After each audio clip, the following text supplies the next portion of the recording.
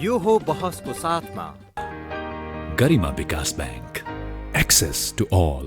गर्भदेखि बलियो भूगर्भ सिमेन्ट, भूगर्भ सिमेन्ट। कामना सेवा विकास बैंक, प्रगतिको आधार कामना सेवासँगको कारोबार। Vinayak Siddha college, committed for quality education. Medanta Ayurveda health home. 50 भन्दा बढी स्वादमा नेपालमै पहिलो पटक अन्तर्राष्ट्रिय स्तरको NDH मसला।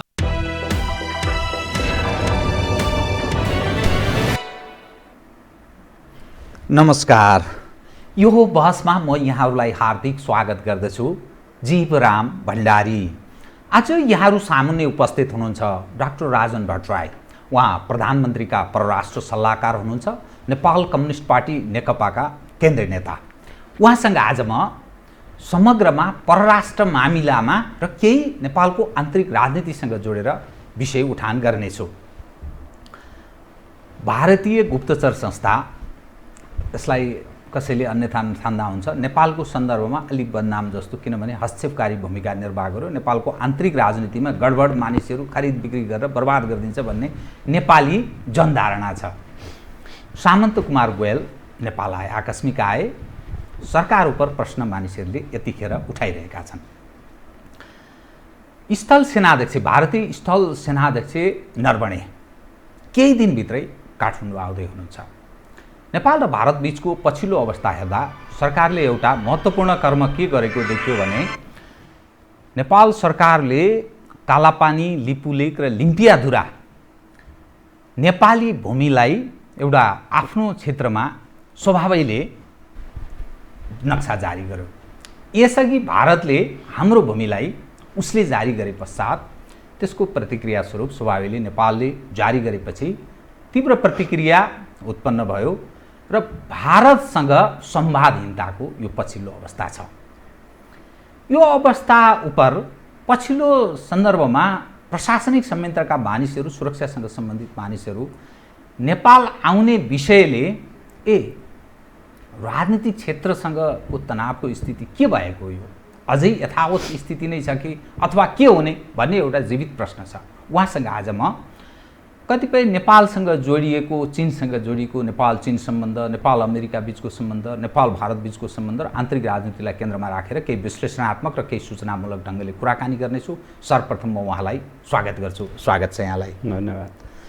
अब म कहाँबाट प्रवेश गरेँ भने, भारतीय गुप्तचर संस्था र त्यसका प्रमुख सामन्त कुमार गोयल आए।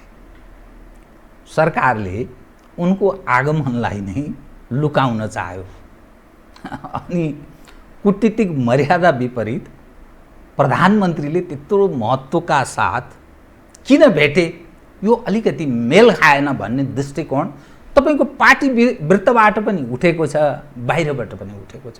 यो भएको के, किनभने निश्चय नै तपाईँ प्रधानमन्त्रीको परराष्ट्र सल्लाहकार भएको हुनाले सशरीर उपस्थित पनि हुनुहुन्थ्यो होला। एउटा मानिसको नैसर्गिक एउटा हक पनि के हो भने के भइरहेको छ भन्ने जानकारी चाहन्छन् मानिस। के भएको यो? धन्यवाद जीवरामजी।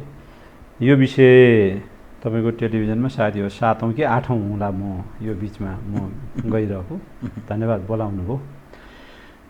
यो हामी तपाईँले अघि भन्नुभयो जस्तै नेपाल भारतको सम्बन्धका मामलामा उतार चढावहरू हामीले बेहोरिरहेका छौँ। नजिकको छिमेकी हुनाले यो इतिहासदेखि नै हामीले बेहोर्दै आएका छौँ। त्यसपछि अहिले पछिल्लो कालमा हामी एकातर्फ नर्मल सम्बन्ध कायम पनि गरिरहेका छौँ। हाम्रो द्विपक्षीय व्यापार चलिरहेको छ, हाम्रो पारवनको सुविधा हामीले प्राप्त गरिरहेका छौँ। भारतीय सहयोगमा अथवा भारतीय सहयोग अथवा ऋणमा चलिरहेका यहाँका आयोजनाहरूले आफ्नो काम गरि पनि रहेका छन्। त्यसपछि हाम्रो सेक्युरिटी तहको कोअपरेसन बोर्डरमा हुनुपर्ने ती कामहरू पनि भइरहेका छन्। तर त्यसका बावजुद हाम्रो सीमासित जोडिएको विषयलाई लिएर विवाद उत्पन्न भएको छ र हामी फरक फरक ठाउँमा उभिएका छौँ। विगतमा यस्तो फरक ठाउँमा एउटा विषयमा उभिने बित्तिकै हामी माथि समग्र नेपाल भारत सम्बन्धमाथि नै असर गर्ने गर्थ्यो, नाकाबन्दी नै हामीले खेपेका छौँ पटक पटक। अहिले त्यो अवस्था देखिएको छैन। एउटा राम्रो पक्ष त्यो हो, तर हाम्रो सीमाको विषयमा हाम्रो फरक फरक अडान यथावत छ र त्यो एक किसिमले संवादहीनताको स्थिति छ। हामीले 1 वर्ष अगाडिबाट जब उहाँहरूले नक्सा जारी गर्नुभयो त्यो बेलादेखि नै हामीले हाम्रो अडान राख्यौँ कि यससित हामी असहमत छौँ हाम्रो लिखित मतलब चाहिँ असहमति छ र यसलाई वार्ताद्वारा छिटोभन्दा छिटो टुङ्ग्याउँ भनेर हामीले गत नोभेम्बरदेखि हामी वार्ताका लागि पहल गरिरहेका छौँ। उहाँहरूले त्यो वार्ताको हाम्रो पहलमाथि उपयुक्त सुनवाई गरिरहनु भएको छैन। यो अवस्थाबाट चलिरहेको नेपाल भारत सम्बन्धको अहिलेको अवस्थामा त्यो संवाद चाहिँ अगाडि बढ्नुपर्छ भन्ने नेपाली जनताको आम मान्यता छ। हामीले पनि सीमाको विषयमा हामीसित रहेका तथ्य प्रमाण ऐतिहासिक सबै चिजलाई ध्यानमा राखेर त्यसलाई हामीले हाम्रो नक्सा जारी गऱ्यौँ। त्यो नक्साका आधारमा हामीले हाम्रो संविधानलाई संशोधन गऱ्यौँ र त्यसमा राष्ट्र एक भएर उभिएको छ। संसदबाट पनि र तपाईँको चाहिँ सिङ्गो मुलुकभित्र नै यो विषयमा एक किसिमको असाधारण एकता नेपालमा सायद नेपाल भारत सम्बन्धको मामलामा पहिलोपटक यो खालको एकता देखा परेको छ। यो सबैको नेतृत्व यो बिचमा वर्तमान सरकार र यसको नेतृत्व गरिरहनुभएका प्रधानमन्त्रीले गरिरहनु भएको छ। अहिले एउटा प्रश्न के उठिरहेको छ भने सरकारले यी काम त गर्यो तर वार्ता किन गर्दैन अथवा पहल किन गरेन, यी खालका प्रश्नहरू उठिरहेका छन्। यो उठिरहेको सन्दर्भमा अहिलेको आजको कूटनीतिक मतलब चाहिँ अभ्यासलाई ध्यानमा राखेर औपचारिक अनौपचारिक तहबाट यी प्रयासहरू भइरहेका छन् र अब प्रधानमन्त्रीको दुईटा प्रधानमन्त्रीका बिचमा अगस्त 15 का दिन टेलिफोन संवाद भयो। भारतीय स्वतन्त्रता दिवसका दिन छोटै भयो तर पनि मतलब चाहिँ केही उल्लेख्य र प्रतिनिधिमूलक कुराहरू त्यहाँ भएका थिए।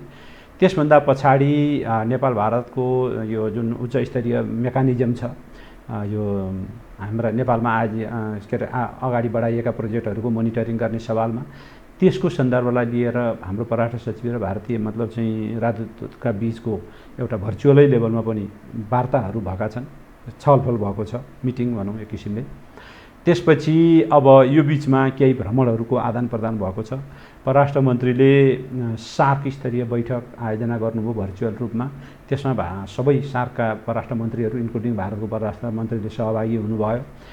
यसरी संवादलाई सहज बनाउनका लागि वातावरणतर्फ त्योतर्फ उन्मुख गराउने प्रयत्न भइरहेको सन्दर्भमा भारतीय प्रधानमन्त्रीको सन्देश बोकेर भारतीय जासुसी संस्था जुन अन्तर्राष्ट्रिय सम्बन्धमा हेर्ने भारतको एक्सटर्नल मतलब चाहिँ इन्टेलिजेन्स एजेन्सी हो, त्यो एजेन्सीको प्रमुख प्रधानमन्त्रीको सन्देश दिएर यताको प्रधानमन्त्रीलाई भेट्न आउनुभयो। प्रधान मोदीको विशेष दूतकै रूपमा उहाँ आएको अब त्यसलाई उहाँहरूले विशेष दूत भन्नुभएको छैन तर प्रधानमन्त्रीको सन्देश सहित आउनुभयो। त्यो सन्देश चाहिँ अलिकति सुनाउन के थियो कृपया सुनाउँछु। र यो सन्देश म यसमा अलिकति तपाईँलाई प्रश्न पारौँ किनभने तपाईँले यो गोप्य गरियो बाहिर ल्याउन चाहिएको थिएन यस्तो पनि भन्नुभयो यो प्रश्नको सन्दर्भमा। त्यस हुनाले यसलाई म भन्न चाहन्छु यो बाहिर ल्याउन नचाहिएको गोप्य भन्ने प्रश्नै छैन। हामीले गोप्य राख्दा नि गोप्य हुँदैन थियो। किन हुँदैन थियो भन्दा उहाँ त नर्मल अहिले हाम्रो चाहिँ फ्लाइटहरू नर्मल छैन, नर्मल फ्लाइट नभइरहेको कमर्सियल फ्लाइटहरू नभइरहेको अवस्थामा उहाँ चाहिँ इन्डियन गभर्मेन्टको एयरफोर्सको प्लेन लिएर आउनुभएको छ। भारत सरकारको त्यो एयरफोर्सको प्लेन लिएर यहाँ ल्यान्ड गर्ने अनुमति उहाँहरूले भारतीय दूतावास मार्फत हाम्रो परराष्ट्र मन्त्रालयमा माग्नु भएको छ। परराष्ट्र मन्त्रालयले त्यसको अनुमति दिएको छ भनेपछि यहाँ गोप्यता भन्ने कुराको चाहिँ कुनै थिएन होइन। र प्रधानमन्त्री अथवा हामीले उहाँहरू आउँछु भने चाहिँ नआइज भन्न मिल्दैन थियो। सरकारले उहाँहरूलाई आउन दिएको हो, त्यसमा अरू कुनै किसिमको मतलब चाहिँ यताउतिको कुरो होइन। प्रधानमन्त्री किन भेट्नुभयो भनेर हाम्रो तर्फबाट पहल त्यसरी भएको होइन भन्ने आशयको रूपमा बुझ्ने होइन। हाम्रो तर्फबाट पहल भएको होइन भन्ने कुरा त हामी संवादका लागि तयार थियौँ। प्रधानमन्त्रीको राजनीतिक तहबाटै मतलब चाहिँ संवादहीनता भयो। त्यसो हुनाले संवाद दोहोरो मतलब चाहिँ के अरे सन्देश आदान प्रदान हुनु पर्यो र त्यसले एउटा वातावरण बनाउनका लागि काम गर्छ भन्ने कुरा त भइरहेको थियो नि त। त्यही माग हो नि त, हामी सबैको त्यही होइन र राष्ट्र सबै एक ठाउँमा उभिएर भारतसित वार्ता गर्नु पर्यो, छिटो टुङ्ग्याउनु पर्यो भन्ने त हाम्रो त्यही हो। सरकारले त्यसैको पहल गरिरहेको थियो। त्यही पहल गर्ने क्रममा नै भारतीय प्रधानमन्त्रीले आफ्नो सन्देशसहित मतलब चाहिँ आफ्नो प्रतिनिधि पठाउनु भयो। अब को पठाउनु पर्थ्यो भन्ने कुरा भारतको कुरा भयो। को पठाउँदा मतलब चाहिँ नेपालका मामलामा ठिक हुन्छ भन्ने कुरा निर्णय गर्ने भारतीय प्रधानमन्त्रीले गर्ने कुरा भयो। हामीले त्यसमा मतलब चाहिँ फलानु पठाउँदा ठिक हुन्थ्यो भनेर हामीलाई लाग्ने कुरा एउटा हो, तर हामीले भन्ने कुरा डिप्लोमेसीमा हुँदैन, द्विपक्षीय सम्बन्धको मामलामा हुँदैन। दोस्रो कुरा म के भन्छु भने अब विषय के थियो त उहाँले लिएर आएको सन्देशमा भन्दाखेरि उहाँले मूलभूत रूपमा 3टा कुरा उहाँले लिएर भन्नुभएको थियो। एउटा प्रधानमन्त्रीको तर्फबाट नेपाल भारतका बीचको सम्बन्धलाई हामी अत्यन्त महत्त्व दिन्छौँ। यो सम्बन्ध राम्रो बनाएर अगाडि बढाइरहनुपर्छ भन्ने हाम्रो मान्यता छ। अहिले जे कामहरू हामीले गरिरहेका छौँ, निरन्तर रूपमा चलिआएका कामहरू निरन्तर मतलब छन्। यसमा तलमाथि हुने पक्षमा भारत छैन। भारतको के अरे नेपालसितको मामलामा त्यसमा हुँदा भारतीय के अरे नेपालको राजनीतिक पक्ष, नेपाली जनता यसमा ढुक्क भयो हुन्छ भन्ने एउटा सन्देश थियो। दोस्रो सन्देश, हाम्रा बिचमा केही समस्याहरू छन्, ती समस्याहरूको हामी शान्तिपूर्ण र वार्ताको माध्यमद्वारा टुङ्ग्याउन भारत तयार छ भन्ने दोस्रो सन्देश थियो। र तेस्रो सन्देश, समस्याहरू समाधान गर्दै नेपाल र भारतका बीचको सम्बन्धलाई अझ नयाँ उचाइका साथ अगाडि बढाउन चाहन्छ भारत। त्यसो हुनाले नेपालले नेपाल भारत सम्बन्धका मामलामा यसरी बुझोस् भन्ने किसिमको सन्देश उहाँले लिएर आउनु भएको थियो। त्यसलाई प्रधानमन्त्रीले, हाम्रो प्रधानमन्त्रीले जे विषयहरू हामी पनि नेपाल भारत सम्बन्ध राम्रो होस् भन्ने चाहन्छौँ, हामी नेपाल भारत सम्बन्धलाई महत्त्व दिन्छौँ र यसलाई मतलब चाहिँ यो एक किसिमको आफ्नै गहिराई र बहुआयामिक सम्बन्ध हो, गहिरो सम्बन्ध हो, बलियो सम्बन्ध हो र यसका सबै पक्षहरू छन्। अहिले मतलब चाहिँ जुन हामी समस्या भोगेका छौँ सीमाको विषयलाई लिएर, हामी फरक फरक ठाउँमा उभिएका छौँ। यो मामलालाई छिटोभन्दा छिटो संवादबाटै टुङ्ग्याउनुपर्छ भन्ने हाम्रो मान्यता रहिआएको छ। हामीले 1 वर्ष अगाडिदेखि यो प्रयास गरिरहेका छौँ हाम्रो तर्फबाट। र हाम्रो भनाइ के छ भने यो सीमाको विषयमा, लिम्पियाधुरा, लिपुलेक र कालापानीको विषयमा ऐतिहासिक दस्तावेज, विशेष गरी सोगोली सन्धिलाई आधार मानेर हेर्दा, अझ उहाँले त्यहाँ भन्ने प्रसङ्गमा स्कन्द पुराणले समेत काली नदी चाहिँ महाकालीको मुहान हो भनेर उल्लेख गरेको छ। र त्यो महाकालीको मतलब चाहिँ मुहान काली नदी र काली नदीको पूर्वी भाग नेपालको पर्छ भनेर स्पष्ट रूपमा चाहिँ सोगौली सन्धिमा उल्लेख भएको छ। त्यो कुरालाई ध्यानमा राखेर भारतले यो भूभाग हामीलाई छोडिदिनुपर्छ। र के पनि प्रधानमन्त्रीले त्यो प्रश्नाउनु भयो र उहाँले के भन्नुभयो भने यो सोगौली सन्धि भएदेखि अहिले भएको 204 वर्ष भयो, 146 वर्षसम्म यो भूभाग नेपालकै अधीनस्थ थियो। त्यसो हुँदा हिजो हाम्रै अधीनस्थ रहेको, हाम्रै सहजता रहेको ठाउँ जब तपाईँहरूले चाहिँ एउटा परिस्थितिमा, एउटा कालखण्डमा आएर सेना राख्नुभयो, त्यसपछि तपाईँहरूले त्यहाँ हाम्रो पहुँचलाई रोकिदिनु भयो। हाम्रो अधीनस्थ भन्ने कुरालाई तपाईँहरूले चाहिँ जबरजस्ती आएर सेना राखिदिनु भयो। अब त्यो स्थिति रहनु हुँदैन। अब तपाईँहरूको सेना फिर्ता हुनुपर्छ र त्यो भूभाग हामीलाई दिनुपर्छ। यो हाम्रो स्पष्ट अडान हो, यो राष्ट्रिय अडान हो र यो हामीले कुनै मतलब चाहिँ आग्रहका आधारमा भनेका छैन। यो हामीसित ऐतिहासिक तथ्य प्रमाणका आधारमा जुन सुगौली सन्धिले हाम्रो नेपालको वर्तमान आधारभूत रूपमा वर्तमान सीमालाई निर्धारण गरिदियो, आधारभूत रूपमा केही ठाउँ बाहेक, त्यो सुगौली सन्धिले नै निर्धारण गरेको कुरा अहिले भारतले आएर होइन भन्नुको कुनै मतलब चाहिँ अर्थ छैन। त्यसले कुनै दिँदैन। भारत जस्तो मुलुकका लागि यो स्वाभाविक कुरो पनि होइन, किनभने भारत चाहिँ अब अन्तर्राष्ट्रिय रूपमा शक्तिशाली मुलुकका रूपमा उदाइरहेको मुलुक हो। उसले अन्तर्राष्ट्रिय राजनीतिमा आफ्नो नेतृत्वदायी भूमिका खोजिरहेको छ। त्यो नेतृत्वदायी भूमिका खोजिरहेको मुलुकले आफ्नै छिमेकी, त्यो पनि तुलनात्मक रूपले सानो मुलुकको यति सानो भूभागमा मतलब चाहिँ विवाद गरिरहेको छ भन्ने कुराले उसलाई उसको इज्जत बढ्दैन। बरु उसले यहाँबाट आफ्ना सेना फिर्ता लगाएर यो भूभाग फिर्ता दिँदा उसको अन्तर्राष्ट्रिय इज्जत पनि बढ्छ। यही भाषामा यसै गरी प्रधानमन्त्रीले यो हाम्रो मान्यता हो, यो कुरा मतलब चाहिँ बढाइदिनुहोस्। र अब मतलब चाहिँ तेस्रो पक्ष नेपाल भारत सम्बन्धलाई समस्या समाधान गरेर शान्तिपूर्ण हिसाबबाट समस्या समाधान गरेर राम्रो बनाउने भन्ने हाम्रो जुन भनाइ हो, त्यो राम्रो बनाउनका लागि पनि यस्ता खाले समस्याहरू, इतिहासले हामीलाई खास कालखण्डमा छोडेका यस्ता समस्याहरू समाधान गरेर अगाडि बढ्दै हामीले नयाँ उचाइ प्राप्त गर्छौँ। त्यसले हाम्रो सम्बन्धको दायरालाई फराकिलो बनाउँछ, सम्बन्धलाई अझ गहिराइमा पुर्याउन मद्दत गर्छ।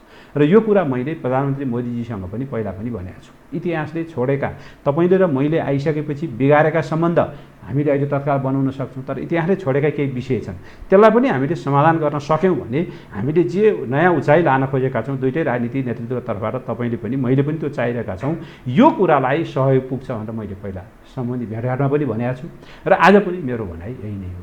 र म पहिला यो जसरी तपाईँहरू सन्देश बोकेर आउनुभयो त्यसका लागि धन्यवाद छ र यो हाम्रो अडानलाई यस हिसाबबाट यहाँहरूले बुझिदिनुपर्छ र प्रधानमन्त्रीले यस हिसाबबाट बुझेर यसलाई समाधान गर्ने अग्रसरता दिनुहुनेछ भन्ने मैले विश्वास गरेको छु भनेर भन्नुभयो।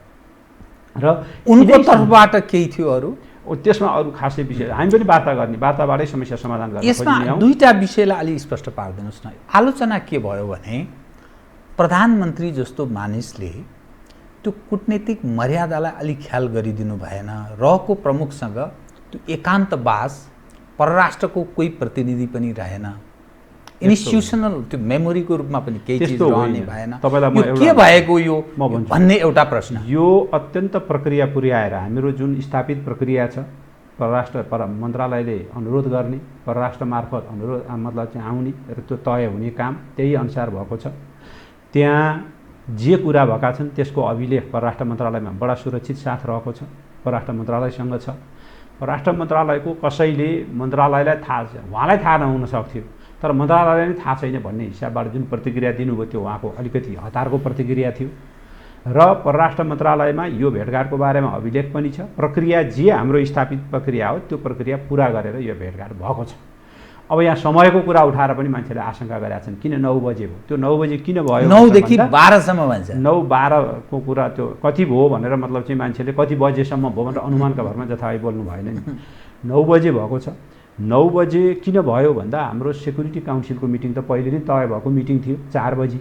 अनि सेक्युरिटी काउन्सिलको त्यत्रो उच्च स्तरीय बैठकलाई सारेर फलानुसित भेटघाट गरौँ भन्दा त त्यही पनि त भोलि विवाद हुन्थ्यो होला। त्यसमा त प्रधानमन्त्रीले आफ्नो सेड्युल अनुसारका कामहरू गर्नुभयो। त्यो बैठक जति छिटो सकिन्छ भनेको थियो त्यो नसकिएर लम्बियो र 9 बजे बैठक सकियो, त्यसपछि भेटघाट भएको। त्यसमा हामीले यसलाई अन्यथा रूपमा बुझ्नुपर्ने छैन। दोस्रो, म तपाईँलाई कूटनीतिक यस्तो मान्छे भेट्नुहुन्थ्यो कि हुँदैन थियो भन्ने कुरामा म के भन्न चाहन्छु भने नर्मल स्थितिमा पनि नेताहरूले भेटेका छन्।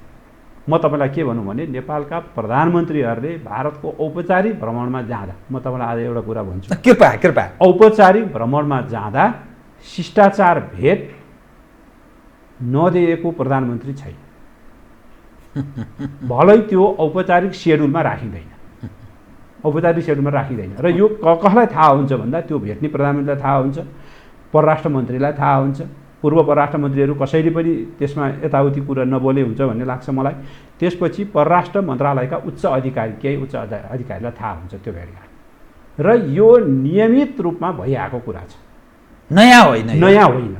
तर त्यसलाई बाहिर ल्याइँदैन थियो। अब अहिले मतलब चाहिँ प्रधानमन्त्रीले त के भन्नुभयो भन्दा जे कुरा हो त्यो कुरा भएको छ। दोस्रो, प्रधानमन्त्रीको सन्देश बोकेर आएको मान्छेलाई दिएको भेटघाट किन मतलब चाहिँ गर्ने भनेर भोलिपल्ट उहाँहरूले बेलुका भइसकेको थियो। त्यसमा भोलिपल्ट चाहिँ आफ्नो सचिवालय मार्फत स्टेटमेन्ट जारी गरेर भनिदिनु भयो। यसमा कहाँनिर मतलब चाहिँ त्रुटि रह्यो? एउटा जनप्रश्न, तपाईँले भनेको एउटा कुरा के हो भने कुन संस्था के थियो हिजो इतिहासमा, त्यसले के भूमिका गर्यो भन्ने आधारमै आज तपाईँले त्यो सबै निष्कर्ष निकाल्न मिल्छ। त्यसलाई एभोइड गरिरहनु म जस्तो तपाईँलाई भनौँ न, एउटा अहिले एउटा दुनियाँमा सिआइएका बारेमा त थुप्रै किसिमका विवाद छन्, छैन र? निश्चय। हिजोसम्म सिआइएको प्रमुख रहेको मान्छे अहिले परराष्ट्र मन्त्री भएर संसारभर मतलब चाहिँ अमेरिकाको परराष्ट्र मन्त्री भएर घुमिरहेका छन्। अब हामीले भन्नु पर्यो सिआइएको प्रमुखलाई मतलब चाहिँ भएको मान्छेलाई त्यो सिआइएको प्रमुख भएर आथ्यो भने पो ऊ चाहिँ विवादित भयो भन्ने कुराको बढी जस्टिफाई होला। ऊ चाहिँ त्यो भूमिकामा होइन, उसलाई अर्को जिम्मेवारी दिएर पठाएछ भनेपछि त तपाईँले त्यसमा चाहिँ प्रश्न उठाउँदा त त्यो त जायज भएन नि एउटा। दोस्रो, को पठाउने भन्ने फेरि पनि त्यो सम्बन्धित मुलुकले निर्धारण गर्ने कुरा हो। को पठाउँदा, को मार्फत सन्देश पठाउँदा ठिक हुन्छ भन्ने कुरा उसले त्यसको मतलब चाहिँ रिपरकसन कस्तो पर्छ भन्ने कुरा त उसले निर्धारण गर्नु पर्यो नि। यताबाट हामीले गर्ने कुरा गाह्रो हुन्छ। राजनीतिक उच्च स्तर तहमा सम्पर्क संवाद निरन्तर त्यति राम्रो डायलग नेपालका प्रधानमन्त्री, भारतका प्रधानमन्त्री उच्च राजनीतिक स्तरमा त्यस्तो सम्बन्ध थियो।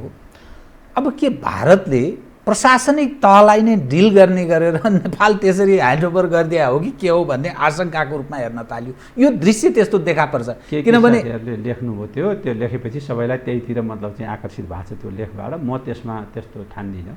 हामीले राजनीतिक तहबाटै हाम्रा समस्याहरू समाधान गर्नुपर्छ। प्रशासनिक तहबाट समस्या समाधान हुँदैन। त्यसले मतलब चाहिँ किनभने त्यो अडानबाट सरकार पनि दायाँ बायाँ भएको छैन। प्रधानमन्त्रीको फेरि दुईवटा कुरा बुझौँ न। एउटा के बुझ्नु पर्यो भने प्रधानमन्त्री अस्तिसम्म पनि त्यो टेलिफोन संवादमै हुनुहुन्छ, कुराकानी त भइरहेको छ।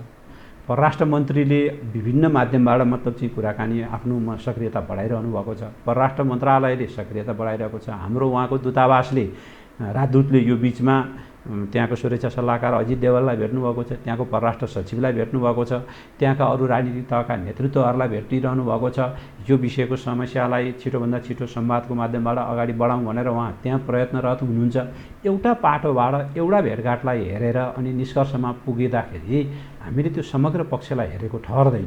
एउटा कुरा म के अनुरोध गर्न चाहन्छु तपाईँ मार्फत र यो टेलिभिजन मार्फत पनि भने कि एउटा भेटघाट एकजना आएर त्यो पनि के माध्यमबाट आयो भन्ने कुरा मैले बताइसकेपछि त्यसको आधारमै मतलब चाहिँ अब यस्तो भयो भन्ने निष्कर्ष निकाल्ने हो भने त हामीले अरू सबै मतलब चाहिँ प्रयासहरू अरू सबै खालका हाम्रा मेकानिजमहरू अरू सबै खालका छलफलहरू सम्बन्धहरूलाई त साइड लगाइदियो नि त। त्यस्तो होइन, त्यस्तो हुन नि सक्दैन। फेरि उनी स्वयं प्रधानमन्त्रीको सन्देश लिएर आएको हुनाले अहिले अरू हिसाबले बुझ्नु आवश्यक छैन भन्ने मलाई लाग्छ। अब म तेस्रो विषयतर्फ प्रवेश गर्छु है। भारत स्थित नेपाली दूतावासको भूमिका र क्रियाशीलतामाथि मानिसले प्रश्न गरे। यत्रो बग्रेलती समस्या छ, हाम्रो ए ग्रेडको दूतावास छ, त्यो रूपमा सरकारले सम्पूर्ण सेवा सुविधाहरू पनि प्रदान गरेको छ, त्यो उच्च स्थान पनि प्रदान गरेको छ। तर के भूमिका शून्य जस्तो देखा पर्यो। यत्रा गतिविधि भइरहेका छन्, त्यहाँ पनि कुनै म्यानेज हुन नसकेको स्थितिको यो ढङ्गले चित्रित गर्न थाले। अब अहिले यो बिचमा दुईवटा कुराले असर गरेको छ। हामीले एकदम के ख्याल गर्नुपर्छ भने अहिलेपछिको नर्मल स्थिति होइन। भारतमा कोरोनाको जुन बढ्दो सङ्ख्या छ त्यो हिसाबले भेटघाटका कुराहरू अब मूलतः दूतावासले गर्ने भने त भेटघाट र मतलब चाहिँ सम्पर्कै कुरा हो। अनि अलिकति पब्लिक रिलेसन मतलब चाहिँ मेन्टेन गर्ने कुरा हो। मिडियामा पनि जाने चाहिँ आफ्नो कुराहरू राख्ने कुराहरू ख्याल गर्नु पर्थ्यो भन्ने कुरा हो। तर कोभिडका कारणले गर्दाखेरि यस किसिमका गतिविधिहरूमा केही मतलब चाहिँ बिचमा अलि अगाडिसम्म, म अहिले भन्दिनँ, अहिले पछिल्लो कालमा त्यो गतिविधि बढेको छ, अगाडिसम्म चाहिँ केही सतर्कता अप्नाएको हो। त्यो अप्नाउनु पर्ने बाध्यता थियो। हामी मात्रै होइन, अरू दूतावास पनि छन् भारतमा। झन्डै मलाई लाग्छ 150भन्दा बढी दूतावासहरू होला नयाँ दिल्लीमा। ती दूतावासहरू सबैको लगभग त्यही नै खालको भूमिका हो। कोहीले अलि भर्चुअल हिसाबले बढी एक्टिभ भयो होला। त्यसो हुनाले हामीले त्यो परिस्थितिलाई, अहिले प्रतिकूलताको अवस्थालाई पनि हामीले ख्याल गर्नुपर्छ। टिप्पणी गरिरहँदा अहिले पछिल्लो कालमा त्यस्तो अवस्था छैन, त्यो क्रमिक रूपमा सुधार भइरहेको छ। राजदूत आफैले थुप्रै किसिमका भेटघाटहरू गरिरहनु भएको छ। त्यसभन्दा बाहेक हिजो डिसिएम त्यहाँ रहन्जेली, भरत रेग्मी भन्ने डिसिएम हुनुहुन्थ्यो, उहाँ रहन्जेली पनि त्यस किसिमका गतिविधिहरू भइरहेका छन्। उहाँहरू स्वयंले मिडियामा आइरहेका कतिपय कुरालाई मन्त्रालयको तर्फबाट दूतावासको तर्फबाट प्रश्न पार्ने कामहरू गरिरहनु भएको छ। यता परराष्ट्रसित समन्वय गरेरै ती कुराहरू गरिरहेको हामीले पाएका छौँ। र अहिले मैले अघि पनि भने पछिल्लो कालमा जुन तहको भेटघाट भयो त्यो चाहिँ फिजिकल्ली नै भेटघाट, भर्चुअल पनि होइन। जस्तो अब अहिले सुरक्षा प्रधानमन्त्रीको अत्यन्त नजिक रहेर छिमेका सम्बन्ध हेरिरहेका राष्ट्रिय सुरक्षा सल्लाहकार अजित देवल सितको भेटघाट, परराष्ट्र सचिवसितको भेटघाट, परराष्ट्र मन्त्रालयका अरू अफिसरहरूसितको भेटघाट त नियमितै छँदैछ त्यसमा। त्यसभन्दा बाहेक बिजेपीका राष्ट्रिय नेताहरूसितको संवाद, आरएसएसका नेताहरूसितको संवाद, त्यहाँका नेपाल विज्ञ भनेर जानिएका मतलब चाहिँ प्रोफेसरहरू, रिटायर प्रोफेसरहरूसित चाहिँ सघन भेटघाट, कङ्ग्रेस आएका केही मान्छे नजिक रहेका मान्छेहरूसितको भेटघाट, यहाँबाट फर्केर गएका अथवा रिटायर भएका राजदूतहरूसितको भेटघाट, यो सघन रूपमा अहिले अगाडि बढेको छ। अर्थात् प्रधानमन्त्री सन्तुष्ट हुनुहुन्छ, सरकार सन्तुष्ट छ, प्रयत्न जारी छ भन्ने अर्थमा यसरी। सन्तुष्ट चाहिँ अब के भने सन्तुष्ट त केहीमा नि हुँदैन, किनभने मतलब चाहिँ सन्तुष्ट त त्यति बेला हुन्छ जति बेला अब हाम्रा लक्ष्यहरू सबै पुरा भएका हुन्छन् होइन। तर प्रयास जुन खालको बढ्दो छ त्यो चाहिँ सकारात्मक दिशातर्फ छ, ठिक छ भन्ने नै हो। हिजो केही समय त्यसले अप्ठ्यारो पारेको थियो। उहाँहरू आफै पनि के गर्ने भन्ने अलिकति एउटा अप्ठ्यारो अवस्थामा हुनुहुन्थ्यो, किनभने त्यो प्रतिकूलताको कारण। अहिले अब त्यहाँभित्र अलिकति खुकुलो पनि भएको छ भारतमा। त्यो खुकुलोपनलाई ध्यानमा राखेर उहाँहरूले भेटघाटलाई तीव्रता दिनुभएको छ, संवादलाई तीव्रता दिनुभएको छ। वातावरण बनाउनका लागि अहिले जे जस्तो वातावरण बनिरहेको छ यसका लागि पनि प्रयासवालै भए भन्ने ठान्नु पऱ्यो नि। यो त विशुद्ध मतलब चाहिँ त्यो होइन यहीँबाट अथवा कसैले एकजनाले कुराकानी गरेकै आधारमा मात्रै भयो भन्ने ठान्नु हुँदैन। यसमा दूतावासको पनि भूमिका छ। यसरी अहिले मतलब चाहिँ सन्देश लिएर आउने कुराका लागि भारतीय सेना प्रमुख चाहिँ मतलब यहाँ आएर उनले अनररी लिने कुराका लागि, यद्यपि यो परम्परागत हो, यसमा खास राजनीतिक र सामाजिक के अरे अरू विषयमा जोडिएको जस्तो लाग्दैन मलाई। यो एउटा चलिआएको कुरा हो। अब यसलाई मतलब चाहिँ उताबाट प्रस्ताव आएको, चलिआएको कुरा ढिला भइसकेको छ। फेरि ढिला भयो, अब त उसको रिटायरमेन्टको पनि कुरा होला, उसको पाला चाहिँ भएन भन्ने कुरा किन गर्ने भन्ने भइसकेपछि सायद यताबाट त्यसको स्वीकृति दिएको हो। यी सबै वातावरण चाहिँ मतलबले हामी कहाँ कतातर्फ भन्दाखेरि अब नर्मल स्थितिमा फेरि नेपाल भारत सम्बन्ध जाँदैछ, संवादहीनता भयो भन्ने कुरालाई फेरि अब संवादको बाटोतर्फ लाने हो, संवाद गराउने कुरातर्फ हाम्रो जोड हुनेछ र यी सबै प्रयासमा बहसमा, हाम्रा भेटघाटमा, छलफलमा, कुराकानीमा इन्फर्मलै किन नहोस्, कट्सी कलमै किन नहोस्, शिष्टाचार भेटमै किन नहोस्, हामीले हाम्रा कुराहरू स्पष्ट रूपमा राखेर हाम्रा अडानहरू जे राष्ट्रिय अडानका रूपमा हामीले राखेका छौँ तिनीहरूका माध्यमबाट सन्देश पुर्याउने कुरा र धेरैभन्दा धेरै भारतीय मतलब चाहिँ यो परराष्ट्र मामलासित जोडिएका चाहे संस्थाहरू हुन् चाहे व्यक्तिहरू हुन् उनीहरूका बिचमा पुर्याउने कुरा नै हाम्रा लागि फलदायी हो। त्यो नै गरिन्छ कुटनीतिमा। त्यही नै हो हामीले ट्र्याक 2 को एप्रोच भनेको पनि। ट्र्याक 1 भनेको अब डाइरेक्ट मतलब चाहिँ कुरा अब ट्र्याक 2 एप्रोच भनेको तपाईँले सबै खालका एभेन्युजहरूलाई, सबै खालका सम्भावनाहरूलाई प्रयोग गरेर अनि हाम्रो अडान के हो, हाम्रा मान्यताहरू के हुन्, हामी के चाहन्छौँ भन्ने कुराको पक्षमा त्यतापट्टिको जनमतलाई पनि, त्यतापट्टिको नेतृत्वदायी र निर्णय गर्ने ठाउँमा रहेका साथीहरूलाई पनि हामीले त्यो ठाउँमा पुर्याउने कोसिस गरिरहने हो। यही कोसिस भइरहेको छ। भारतीय स्थल सेनाध्यक्ष नरवणे, मनोज मुकुन्द नरवणे, उनको नेपाल आगमन भलै देखिँदा महानार्थ महारथीको ग्रहण गर्ने यही विषयसँग मात्रै जोडिएको जस्तो देखिन्छ। तर यो मिलिट्री डिप्लोमेसी र नेपाल र भारत बीचको बिग्रेको सम्बन्धलाई अनुकूल बनाउनका लागि यो महत्त्वपूर्ण स्टेप र प्रधानमन्त्रीको अर्को महत्त्वपूर्ण प्रयत्न पश्चातको यो अवस्था भन्ने रूपमा पनि बुझ्दैछ त। म चाहिँ त्यसलाई त्यो तहमा अलि लिन्न। किन लिन्न भने एउटा चाहिँ अब के चाहिँ हो भने ती सेना के अरे मनोज मुकुन्दले जे बोले सुरुमा हाम्रो चाहिँ अडानप्रति हामीले नक्सा गरेपछि नेपाल कसैको उक्साहटमा आइरहेको उक्साहटमा चाहिँ आइडिएससीको प्रोग्राम अरूमा पनि बोले। उनले त्यो बोले, त्यो बोलिसकेपछि हामीले यताबाट त्यसको विरोध जनायौँ। प्रधानमन्त्री स्वयंले सार्वजनिक रूपमै भन्नुभयो यस्तो गैर जिम्मेवार ढङ्गको दिने कुरा गलत हो, हामी कसैको उक्साहटमा निर्णय गर्ने होइन, आफ्नो निर्णय गर्न हामी स्वतन्त्र छौँ र गर्छौँ भन्ने त्यो भइसकेपछि उनले त्यसलाई गल्ती भयो भनेर सार्वजनिक रूपमा पनि क्षमा याचना मागेका छन्। त्यसो भइसकेपछि एउटा त्यो च्याप्टरलाई फेरि अब हामीले त्यही हो भनेर बसिरहनु राम्रो हुँदैन भन्ने लाग्छ मलाई, दुई देशको सम्बन्ध राम्रो बनाउने बाटोतर्फ जाँदाखेरि। दोस्रो कुरा चाहिँ अब त्यसपछि उहाँहरूकै तर्फबाट यो हाम्रो भइआएको परम्परालाई नरोकौँ, एकचोटि रोकिएको रहेछ इतिहासमा। खास गरी 2045 सालमा जब नाकाबन्दी भयो मरिचमान प्रधानमन्त्री हुँदाखेरि त्यो बेलामा चाहिँ सचित शमशेर जबरा सेनापति प्रधान सेनापति हुँदाखेरि रहेछ, त्यो नाम त मलाई थाहा छैन को थियो। त्यो बेलामा एकचोटि रोकिएको रहेछ, नत्र भने यो चाहिँ कहिले पनि नरोकिएको विषय भए हुनाले उताबाट अनुरोध आयो। अनि यताबाट सिम्बोलिकै भए पनि योलाई किन मतलब चाहिँ रोकेर राख्ने, यसले पनि त अब रोकियो भन्ने एउटा जान्छ। भइआएको कुरा छ, यसमा कुनै मतलब चाहिँ तात्विक रूपमा यसले अर्थ त राख्दैन नदिँदाखेरि र दिँदाखेरिमा भन्ने कुरालाई ध्यानमा राखेर सरकारले चाहिँ सहमति जनाएको भन्ने मैले बुझेको छु। अब यसले पनि एउटा कुरा के हुन्छ भने उनी आइसकेपछि यहाँ चाहिँ विभिन्न खालका भेटघाट त हुन्छन्, कुराकानी त हुन्छ।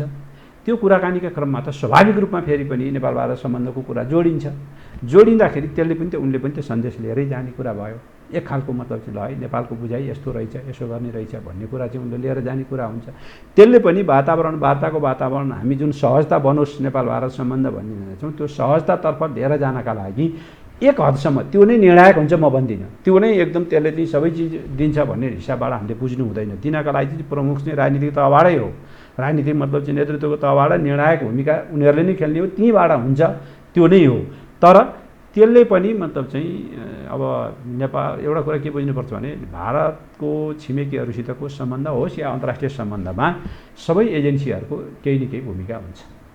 राजनीतिक उसको निर्णायक भूमिका हुन्छ, बाँकी अरूको पनि रोल छ। जस्तो परराष्ट्र MEA भनौँ न, मिनिस्ट्री अफ एक्सटर्नल एफेयर्सको एउटा भूमिका होला, त्यसपछिको भूमिकामा होला। त्यसभन्दा बाहेक राष्ट्रिय सुरक्षा सल्लाहकारको अफिसको एउटा भूमिका होला, अनि त्योसित जोडेको रक्षा मन्त्रालयको एउटा भूमिका होला, रको एक खालको भूमिका हुनसक्छ। यो त सबैको एजेन्सीहरूसित मतलब चाहिँ जोडिएका कुरा छन्। सम्बन्ध कोसित कस्तो गर्ने भन्ने कुराको त फेरि त्यहाँ चाहिँ राष्ट्रिय सुरक्षा परिषद भन्ने छ उनीहरूको, त्यसको मतलब चाहिँ आफ्नो खालको होला। त्यसो हुँदा यिनीहरू एकदम स्वतन्त्र छन्, यिनीहरू चाहिँ कुनै पनि संलग्न छैनन् भन्ने हिसाबबाट हामी नबुझौँ। उनीहरूले अन्तर्राष्ट्रिय सम्बन्धमा इनपुट लिँदाखेरि, निर्णय खास कुराहरूमा निर्णय गर्दाखेरि यी सबै एजेन्सीहरूको भूमिकालाई उनीहरूले ध्यान दिएरै गर्ने गर्दछन्। कसको कति बेला निर्णायक हुन्छ भनेर भन्दा त्यो स्वाभाविक रूपमा राजनीतिक तहकै निर्णायक हुन्छ, त्यही हुनुपर्छ भन्ने हाम्रो पनि मान्यता हो। हामी त्यसैको पक्षमा उभिनुपर्छ। तर कसैको नि भूमिका त्यस्तो के अरे अरूको चाहिँ केही पनि हुँदैन भन्ने हिसाबबाट हामीले बुझ्नु हुँदैन। यो परम्परागत रूपमा उनीहरूको यो छिमेकीसित त अझ बढी नै छ, अरूसित पनि त्यो खालको रहिआएको छ। आजको मतलब चाहिँ युगमा त्यो पनि तपाईँको ग्लोबलाइजेसनको युगमा टेरोरिजमको अन्तर्राष्ट्रिय सुरक्षाको मामला जुन संवेदनशील बनेर आएको छ, साइबर क्राइमका कुराहरू संवेदनशील बनेर आएको छ, त्यस्ता मामलामा अनि अब अहिले झन् पछिल्लो कालमा जुन अब स्ट्राटेजिक उसमै मतलब चाहिँ एक खालको विवाद उत्पन्न भइरहेको छ र एक किसिमको नयाँ मतलब चाहिँ शक्ति सन्तुलन चाहिँ विश्वव्यापी रूपमा फरक पनि देखा परिरहेको छ।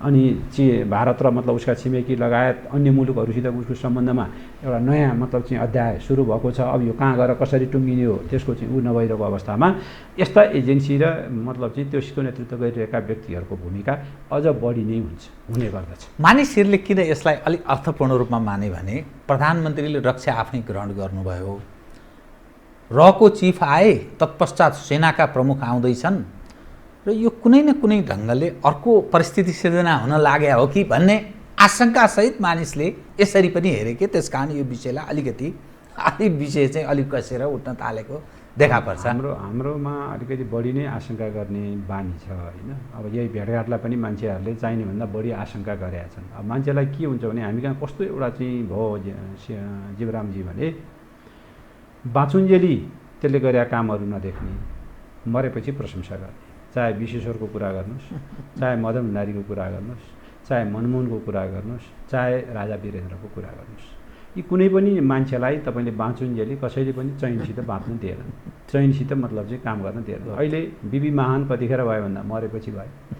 मदन भण्डारीलाई हिजो देखि नसहनेहरू अहिले मदन भण्डारीले त कम्युनिस्ट आन्दोलनलाई राम्रै योगदान गरे रहेछ भन्नेमा विरोधीहरू समेत पुगेको स्थिति छ।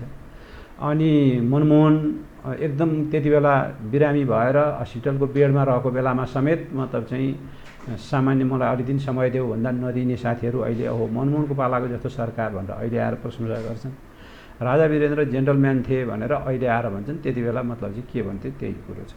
त्यसमा त हाम्रो यो प्रवृत्ति रहेसम्म यो कल्चर पनि रहेछ हाम्रो खुट्टा तान्ने, बाँचुन्जेल त यसलाई कुण्ठाले भरिने होइन। अनि यो म यसलाई किन दिने, यो त म जस्तै त हो नि, अथवा यसलाई दिएर के हुन्छ भनेर त्यसको विरुद्धमा लाग्ने। मरेपछि त अब त्यो छैन, त्यो भएपछि त त्यसले आफूलाई चुनौती दिन्छ भन्ने पनि भएन, आफ्नो कुण्ठा पनि त्योसित राखिरहनु परेन। अनि त्यसको प्रशंसामा लाग्ने एउटा प्रवृत्ति रहेछ। यो चाहिँ हाम्रा लागि वास्तवमा एक किसिमको ब्याकवार्ड कल्चर। योबाट हामी माथि नउठेसम्म हामीले धेरै प्रगति गर्न सक्दैनौँ। राम्रो गरिने त राम्रो भनिदिनु पर्यो। जीवरामजीले यो इन्टरभ्यू तपाईँको इन्टरभ्यू राम्रो छ, धेरै मान्छेहरू अहिले यसको राम्रो भन्छन्, समय पनि तपाईँले पर्याप्त दिनुहुन्छ, तपाईँको प्रस्तुति अरूको भन्दा पृथक ढङ्गले प्रश्न सोध्नुहुन्छ र जवाफ दिनका लागि पनि अरू समस्या हुँदैन भन्ने पङ्क्ति जन्मिएको छ। त्यो त तपाईँसित भन्न सक्नु पऱ्यो नि त्यो कुरा, तर हामी कहाँ त्यो हुँदैन। जीवरामले त्यो भनेर मतलब चाहिँ तपाईँलाई कहाँ लगेर केसित जोडेर त्यो गर्ने प्रयोग छ। मेरो बारेमा त्यही हुन्छ, अर्को बारेमा त्यही हुन्छ। यो कल्चरबाट हामी माथि नउठ्छ। वेस्टर्नहरूको यस्तो छैन। म तपाईँलाई प्रश्न गर्नु, वेस्टर्नहरूको के हो भने उनीहरू राम्रोलाई राम्रो भनिहाल्छन्। तैँले राम्रो गरिस् हो, राम्रो छ, ठिक छ, आई एप्रिसिएट भन्ने भइहाल्छ। हामी कहाँ आई एप्रिसिएट भन्ने कुरा, इभन थ्याङ्क यू भन्नेसम्मको कुराको हामी अहिले अभावमै छौँ। यसो भनेर मैले हामी कहाँ छैन यो नराम्रो मात्रै भन्दिनँ, तर जे खालका हरेक विषयलाई नेतृत्वप्रति हरेक व्यक्तिप्रति आशंका गर्ने र आफू मात्रै सही छु भन्ने एउटा जुन मनोविज्ञान छ, आफूबाहेक सबै गलत देखेपछि त संसार त चल्नु गाह्रो हुन्छ। म यहाँसँग अलिक अलग ढङ्गले अरू अन्तर्राष्ट्रियसँग सम्बन्धित विषयलाई उठान गरेँ है। भारत र अमेरिका बीच 2+2 मिटिङ, तेस्रो 2+2 दिल्लीमा सकियो।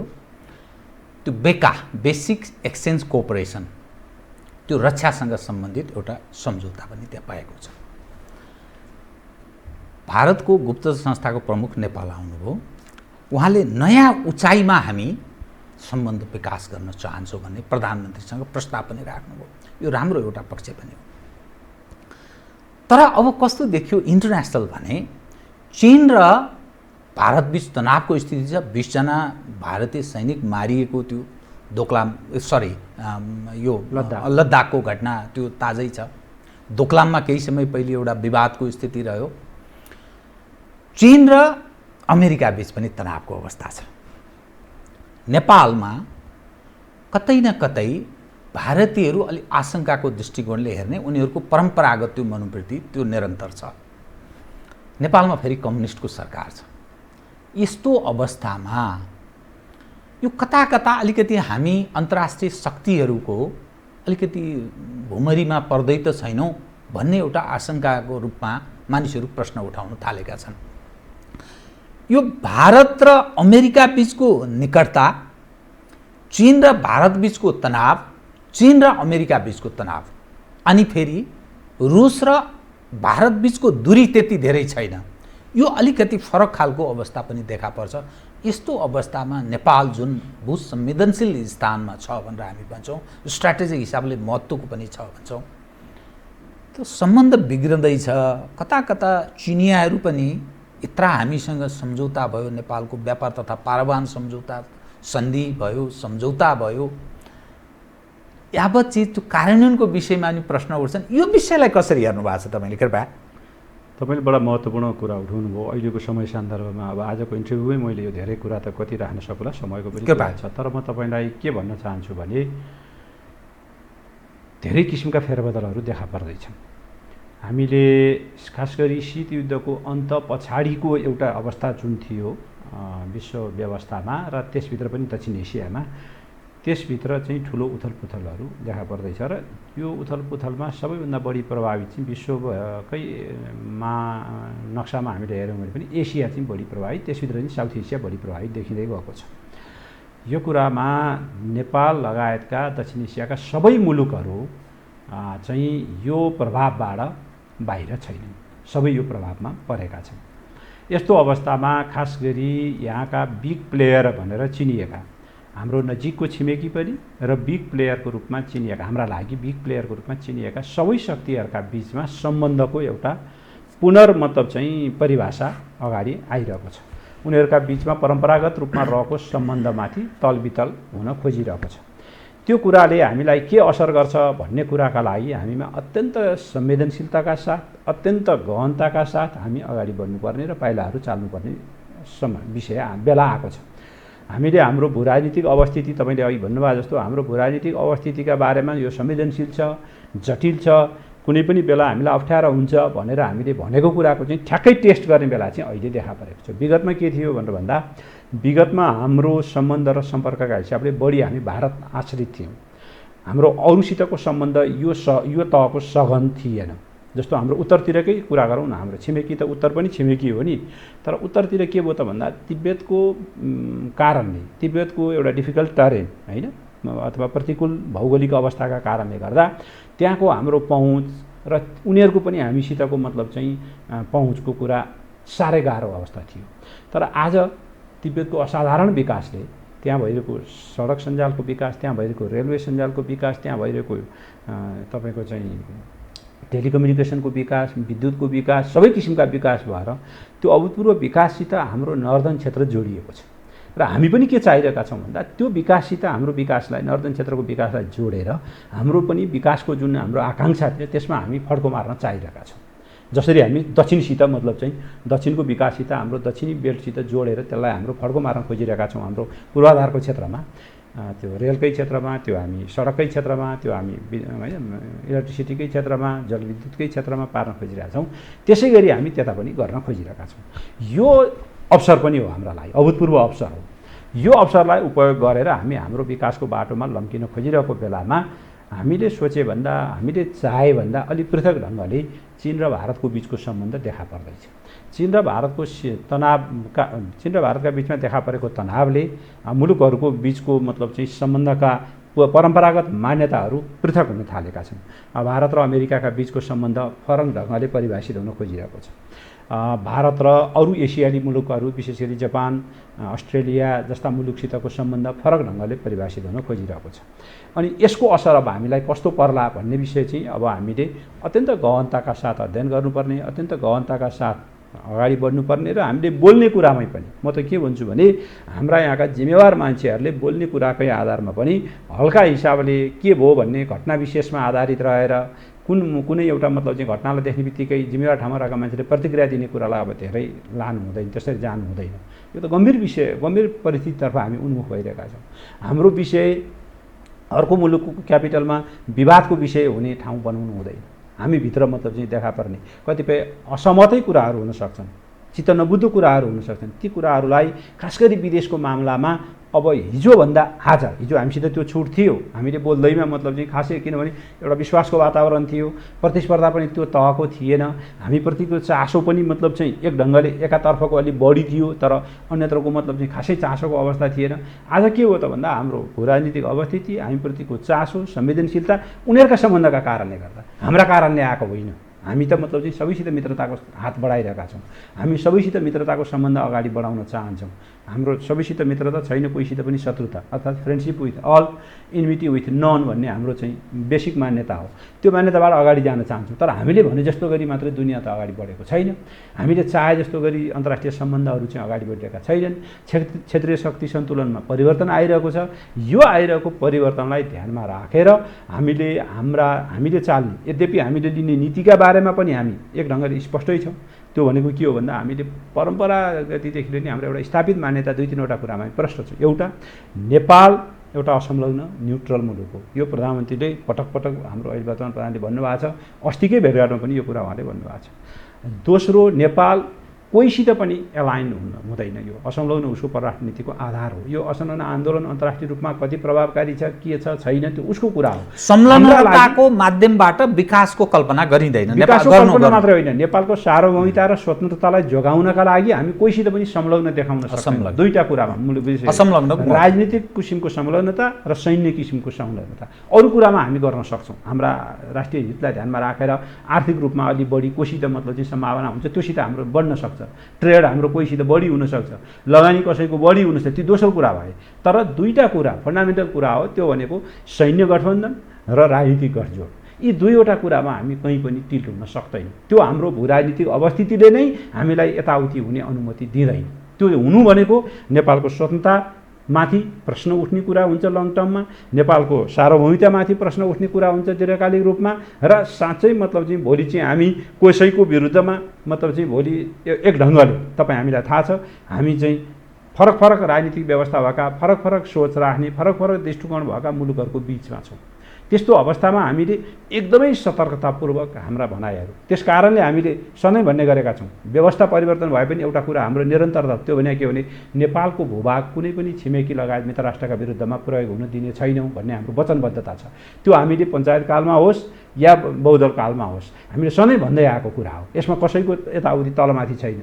त्यही कुरा हामी अगाडि बढाएर लान चाहन्छौँ र हामी हाम्रो विदेश नीतिलाई यी माध्यमबाट अगाडि गाइडेड गराउन चाहन्छौँ, जुन कुरा हाम्रो संविधानमा पनि हामीले उल्लेख गरेका छौँ। एउटा राम्रो पक्ष वर्तमान संविधानमा त्यसबाट निर्देशित भएर हामी अगाडि जाने कुरामा दायाँ बायाँ हुने छुट सरकारलाई पनि छैन, नेतृत्वकर्तालाई पनि छैन, र अनि हल्का ढङ्गले मतलब चाहिँ यो भएको यस्तो होइन भनेर मतलब चाहिँ टिप्पणी गर्ने छुट कम्तीमा जिम्मेवार ठाउँमा बसेका मान्छेहरूलाई छैन। म त के भन्छु भने पब्लिक क्षेत्रसित रिलेसन राख्ने र उनीहरूको भनाइले कहीँ न कहीँ प्रभाव पार्ने मिडिया सेक्टरकै साथीहरूले पनि अब अभिव्यक्ति दिँदा अब अरू कुरामा मतलब चाहिँ गरौँ, मतलब चाहिँ सरकारको आलोचना गरौँ, नेताको आलोचना गरौँ, व्यक्तिका मतलब चाहिँ टिका टिप्पणी गरौँ, तर फरेन पोलिसीका विषयमा त्यो किसिमको सस्तो कुरा नगरौँ, किनभने त्यसले अब हामी अप्ठ्यारो अवस्थाबाट गुज्रिने स्थिति बनिरहेको छ। म अलि अलग ढङ्गले फेरि अन्तर्राष्ट्रिय घटनासँग नेपाल जोडेर विषय उठान गरेँ है।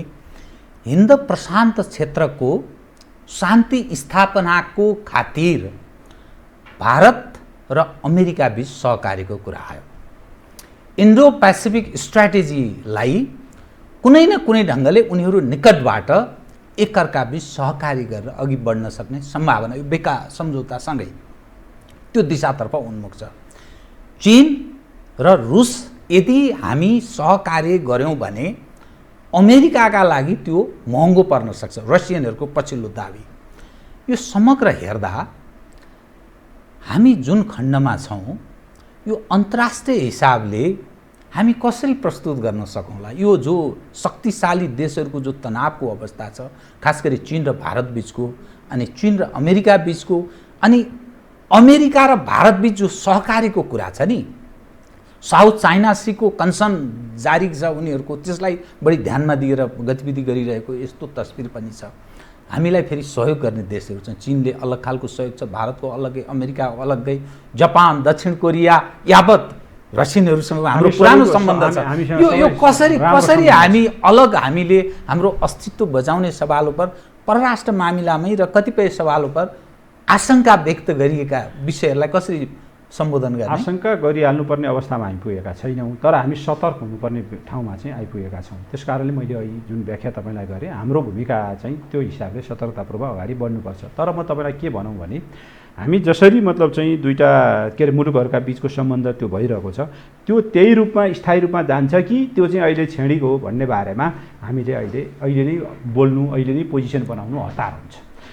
चीन र भारतकै सम्बन्धको बारेमा, चीन र के अरे भारत र अमेरिकाकै सम्बन्धको बारेमा, चीन र अमेरिकाकै सम्बन्धको बारेमा जे खालको मतलब चाहिँ डाइनामिक्स अहिले देखा परिरहेको छ, यो स्थायी प्रकृतिको हो या यो चाहिँ अस्थायी प्रकृतिको हो, यो केही समयपछि यसले निर्धारण गर्छ। खास गरी अमेरिकी चुनावलाई त्यो पर्खनुपर्छ। अमेरिकी चुनावलाई अहिले बढी नै रूपमा हेरिएको छ, किनभने वर्तमान राष्ट्रपति डोनाल्ड ट्रम्प पुनर्निर्वाचित हुँदाको अवस्था र उनी नहुँदाको अवस्थामा अन्तर्राष्ट्रिय राजनीतिका विज्ञहरूले अलि फरक हिसाबले विश्व व्यवस्थालाई व्याख्या गरिरहेका छन्। यद्यपि चीन र अमेरिकाका बिचमै हो अबको प्रतिस्पर्धा। त्यो प्रतिस्पर्धा त्यो चाहिँ कोअपरेटिभ माध्यमबाट आइरहेको थियो, एकअर्काको इन्टरडिपेन्डेन्टबाट मतलब चाहिँ अगाडि बढिरहेका थिए विगत 2-3 दशकदेखि उनीहरू। अब त्यो आज बिस्तारै कन्फ्रन्टेसनतर्फ जान लागेको। यो कन्फ्रन्टेसन बढ्दै गएर अस्वस्थ किसिमको प्रतिस्पर्धामा गयो भने विश्व व्यवस्था एक ढङ्गले अगाडि बढ्छ। हामीले त्यसमा कसरी आफूलाई एडजस्ट गरेर लिएर जाने, त्यस हिसाबले हामी तयारीमा रहनुपर्छ। यो चाहिँ छेडिको हो यिनीहरूका बिचको, किनभने अल्टिमेटली त यिनीहरू इन्टरडिपेन्डेन्ट छन्। यिनीहरूका बिचको द्विपक्षीय आर्थिक सम्बन्ध यति गाढा छ, यति बलियो छ कि यसलाई त टुटाउँछु भनेर टुटाउने स्थिति नै छैन भन्ने पनि एक थरीको व्याख्या रहिरहेको छ। त्यो व्याख्याको आधारमै मतलब चाहिँ अब अलिकति अर्को हिसाबले लिडरसिप चाहिँ आउने स्थिति बन्यो भने त्यो अवस्थाले चाहिँ फेरि फरक ढङ्गले जाने स्थिति पनि छ। त्यही कुरा चीन भारतका बारेमा पनि, किन चीन र भारतका बिचमा यी दुईटाले प्रतिस्पर्धा मात्रै गरेर जाँदाखेरि जे यिनीहरूको मतलब चाहिँ आकाङ्क्षा छ, सम्भावना पनि आकाङ्क्षा पनि भएका मुलुक हुन् यिनीहरू विश्व व्यवस्थामा, सम्भावना पनि राष्ट्रिय के अरे अन्तर्राष्ट्रिय मतलब चाहिँ शक्ति केन्द्र बन्ने सम्भावना भएका मुलुक र आकाङ्क्षा पनि त्यो राखिरहेका छन्। अहिले भारतको पनि मिडल क्लास त्यो आकाङ्क्षातर्फ मतलब उन्मुख गराएर अहिलेको राजनीतिक नेतृत्वले त्यसलाई क्यास गरिरहेको छ। चीनको पनि बढ्दो मिडल क्लासलाई राजनीतिक नेतृत्वले त्यस किसिमले नै मतलब चाहिँ अगाडि बढाइरहेको छ। यो बढाइरहेको अवस्थामा उनीहरू कन्फ्रन्टेसनमा जाँदा उनीहरूका ती आकाङ्क्षा भएर जान्छ कि यिनीहरू एकअर्काको परिपूर्वक भएर जाँदाखेरि नै वास्तवमा चाहिँ निश्चित समयसम्म चाहिँ त्यसले सहयोग पुर्याउँछ भन्ने बारेमा डिबेट सुरु भएको छ। खास गरी भारतभित्र यो डिबेट अगाडि बढेको छ। दोस्रो कुरा के हो भन्दा भारत जस्तो ठुलो मुलुकले अब पुरै मतलब चाहिँ अमेरिकाले जे भन्छ त्यसैको आधारमा मात्रै चलेर हिँड्दाखेरि उसको आफ्नो भन्नेपन, उसको आफ्नो अटोनोमी कायम हुनसक्छ। अनि त्यसका माध्यमबाट उसले जे मतलब चाहिँ भोलि भूमिका खेल्ने हो त्यो भूमिका निर्वाह गर्न सक्छ कि सक्दैन भन्ने प्रश्न भारतभित्रै पनि उठेको छ। अर्थात् स्ट्राटेजिक अटोनोमीको बारेमा भारतभित्र एउटा डिबेट छ। यो खास शीत युद्धको अन्त्यदेखि नै सुरु भएको हो, महत्त्वपूर्ण कुरा भन्दै त्यो शीत युद्धको अन्त्यदेखि नै मतलब चाहिँ सुरु भएको हो, अहिले पनि त्यो जारी छ। अहिले अमेरिकासितको मतलब चाहिँ सम्बन्ध यो चीनसित अब कन्फ्रन्टेसन बढ्यो, अन्ततोगत्वा त हामीले कोही न कोहीसित सहयोग लिनुपर्छ। फेरि अमेरिका भारतभन्दा डेस्परेट भएर अगाडि आएको छ चीनका विरुद्धमा गोलबन्द गर्ने कुराका लागि। त्यसो हुँदा अमेरिकाको त्यो डेस्परेट मतलब चाहिँ जुन ऊ छ त्यो र अनि उसको अहिले चीनसित मतलब चाहिँ क्षणिक रूपमा सीमाका कारणले उत्पन्न समस्यालाई सम्बोधन गर्नका लागि हो या होइन अब भारत चाहिँ साँच्चै नै मतलब चाहिँ अमेरिकासित पुरै एलाइन भएर जान्छ, यो कुरा चाहिँ हेर्न बाँकी छ। यो यस कारणले नै हेर्न बाँकी छ कि युरोप जो तपाईँको सेकेन्ड वर्ल्ड वारदेखि नै अमेरिकासित हरेक हिसाबले नजिक रह्यो। तपाईँको त्यहाँको चाहिँ डेमोक्रेसीको लागि मात्रै होइन, डेमोक्रेटिक र ह्युमन राइट्सका हिसाबले मात्रै उनीहरू नजिक होइन, उनीहरूको त कल्चर मिल्छ, ल्याङ्ग्वेज मिल्छ, उनीहरूको मतलब चाहिँ एन्सेस्टरहरू सबै युरोपबाट गएका हुन्। अहिलेको अमेरिकाको ठुलो जनसङ्ख्या। त्यो अवस्था हुँदा पनि अहिले युरोपले अमेरिकाको वर्तमान नीतिसित धेरै विषयहरूमा डिफर गरिरहेको छ। अन्तर्राष्ट्रिय मामलाहरू, चाहे क्लाइमेट चेन्जको कुरा होस्, चाहे इरानको विषय होस्, चाहे नर्थ कोरियाको विषय होस्, चाहे तपाईँको चाहिँ अरू मिडल इस्टका विषयहरूलाई मतलब चाहिँ सम्बोधन गर्ने कुरामा इजरायलसितको सम्बन्धका कुराहरू हुन्। यस्ता थुप्रै विषयहरूमा, ट्रेडकै कुरा गर्नुहोस्, यी थुप्रै विषयहरूमा, टेक्नोलोजीकै ट्रान्सफरका कुराहरूमा उनीहरूका बिचमा डिफ्रेन्सिएटहरू देखा परेको छ भने भारत त त्योभन्दा पृथक हो। एउटै मात्रै उनीहरूको एजेन्डा के भने दुईवटा डेमोक्रेटिक कन्ट्री भन्ने छ। तर भारतको कल्चर, भारतको भाषा, भारतले मतलब चाहिँ आफ्नै मतलब चाहिँ भारतको एउटा आफैमा एउटा कन्टिनेन्ट हो भारत। त्यो मुलुकले गएर चीन के अरे अमेरिकासित चाहिँ उसले भनेको आधारमा पुरै मतलब चाहिँ उसित एलाइन गरेर त्यही पोलारमा गएर सबै चिज चाहिँ गर्छ आफूलाई भन्ने कुराको बिचमा अहिले नै निष्कर्ष निकाल्न सकिँदैन। तेस्रो कुरा, अहिले पनि चीन, भारत, रुस, ब्राजिल, अफ्रिकाको के अरे ब्रिक यो अर्गनाइजेसनको मतलब चाहिँ छ। साङ्घाई कोअपरेसनको नेक्स्ट नोभेम्बरमा मिटिङ हुन गइरहेको छ, त्यहाँ चिनिया राष्ट्रपति र भारतीय प्रधानमन्त्रीको भेटघाट हुन गइरहेको छ र मान्छेहरू के भन्दैछन् भने त्यो भेटघाटपछि समस्या समाधानमा एउटा उल्लेखनीय मतलब चाहिँ फड्को मार्नेछ भन्ने पनि मान्छेहरू अनुमान गरिरहेका छन्। त्यसो हुँदा अहिले हामीले यी अहिले भइरहेका कुरा र खास गरी अमेरिकन चुनावका कारणले उत्पन्न मतलब चाहिँ गर्न खोजिएको एउटा बनाउन खोजिएको वातावरणलाई चाहिँ स्थायी वातावरण हो। त्यसो हुँदा अब त्यो राजनीतिक लाभका लागि गर्न खोजिएको कुरालाई चाहिँ यही हो स्थायी अबको अन्तर्राष्ट्रिय राजनीतिको शक्ति सन्तुलनको ध्रुवीकरण पनि यही हिसाबले अब भयो भन्ने निष्कर्षमा पुगिहाल्नु हुँदैन भन्ने मलाई लाग्छ। यद्यपि हामी फेरि चुप लाएर केही पनि होइन यस्तै हो यो क्षणिकै हो भनेर निष्कर्षमा निकाल्ने अवस्था पनि छैनौँ, किनभने मैले अघि भनेका यी डाइनामिक्सहरू कसरी अगाडि बढ्छन् त्यसका आधारमा फुकी फुकी कदम चाल्ने। अब म ठिक अन्त्यतिर आएँ कि अनि यो परराष्ट्रलाई चाहिँ अलिकति प्रधानमन्त्रीले खास गरी तपाईँहरूले त्यो छायामा पार्ने काम गर्नुभयो, परराष्ट्र मन्त्रालयलाई भूमिका शून्य जस्तो त्यस्तो देखाउने प्रयास भयो। कतिपय चयनको सवाल, राजदूतहरूको चयनको सवाल उप कतिपय मानिसहरू प्रश्न उठाए कि यसलाई अलिकति खुलेर बताइदिनुहोस् न। यो जनजिज्ञासा हो कि तपाईँहरू जुन ठाउँमा प्रवेश गर्नुभएको छ वास्तवमा पिपुलले त्यो हक पनि राख्छन् कि जो जिज्ञासा छ त्यसलाई सहज ढङ्गले सम्बोधन पनि गरिदिनुपर्छ। कृपया बडा मिठो गरिराख्नुभयो तपाईँले त हामीलाई र परराष्ट्र मन्त्रालयका बिचको राम्रो भइरहेको कुरालाई मतलब चाहिँ कतै बिगार्न पो खोज्नुभयो कि भन्ने पनि लाग्ने पनि हामीलाई त्यस्तो छैन, त्यस्तो होइन। हाम्रो अहिले चाहे राजदूतको चयनको कुरा होस् चाहे अरू निर्णयका कुरा हुन्, परराष्ट्रले आफ्नो हिसाबले मात्र ल्याउँछ। क्याबिनेटमा ल्याउनुपर्ने विषय प्रधानमन्त्रीसित कन्सल्ट गर्नुपर्ने विषय परराष्ट्रले प्रधानमन्त्रीसित कन्सल्ट गरेर क्याबिनेटमा ल्याएर निर्णय गर्छ।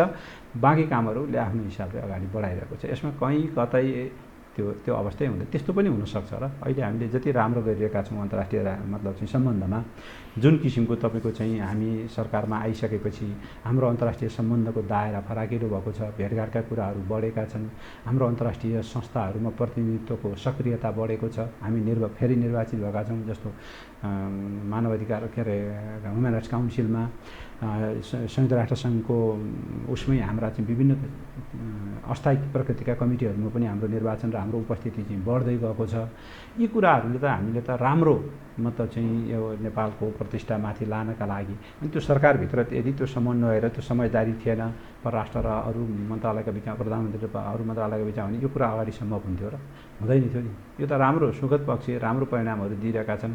त्यही राम्रो परिणाम दिने बाटोतर्फ नै हामी अगाडि बढिरहेका छौँ। कमी कमजोरीहरू कुनै भएका छन् भने त्यसलाई सच्याएर अगाडि जाने कुरामा प्रधानमन्त्री सरकार सबै मतलब चाहिँ त्यही बाटोतर्फ उन्मुख छ। तपाईँले भनेको कुरा कटु सत्य होस्। हस्, कार्यक्रममा आइदिनु बहुत धन्यवाद छ है। आदरणीय दर्शकवृन्द, उहाँ हुनुहुन्थ्यो डाक्टर राजन भट्टराई, प्रधानमन्त्रीका परराष्ट्र सल्लाहकार तथा नेपाल कम्युनिस्ट पार्टी नेकपाका नेता। समसामयिक विषयलाई केन्द्रमा राखेर गरेको कुराकानी। म सहित मेरो सम्पूर्ण युनिटलाई कार्यक्रमबाट बिदा दिनुहोस्, तर यो हो टेलिभिजन हेर्दै रहनुहोला। नमस्कार।